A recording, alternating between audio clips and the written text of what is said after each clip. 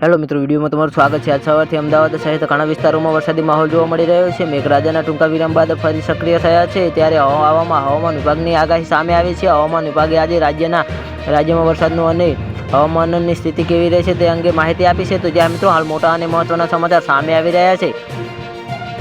ગઈકાલે હવામાન વિભાગના વૈજ્ઞાનિક રામશ્રી યાદવે જણાવ્યું હતું કે રવિવારે એટલે કે આજે 11 તારીખે મોટા ભાગના સ્થળોએ ગાજવીજ સાથે હળવાથી મધ્યમ વરસાદની આગાહી કરી છે, જેમાં ઉત્તર ગુજરાત, મધ્ય ગુજરાત અને દક્ષિણ ગુજરાતનો સમાવેશ થાય છે, જ્યારે અમુક સ્થળોએ ગાજવીજ સાથે વરસાદની આગાહીમાં કચ્છ અને સૌરાષ્ટ્રનો સમાવેશ થાય છે। તો જે મિત્રો હાલ આ સાથે તેમણે બીજા અને ત્રીજા દિવસ માટે જણાવ્યું હતું કે રાજ્યમાં 2 દિવસ તમામ જિલ્લામાં ગાજવીજ સાથે હળવાથી સામાન્ય વરસાદની આગાહી કરવામાં આવી છે। રામશ્રી યાદવે વધુમાં જણાવ્યું કે ઉત્તર ગુજરાતના તમામ જિલ્લામાં આજે થંડરસ્ટોર્મની વોર્નિંગ છે, તેમજ પવનની ગતિ 35 થી 45 કિલોમીટર પ્રતિ કલાકની રહેવાની છે। રામશ્રી યાદવના જણાવ્યા પ્રમાણે ગુજરાતના તમામ જિલ્લાઓમાં બે દિવસ ગાજવીજની ચેતવણી આપવામાં આવી છે। આગામી 5 દિવસ માછીમારોને દરિયો ન ખેડવાની ચેતવણી પણ આપવામાં આવી રહી છે।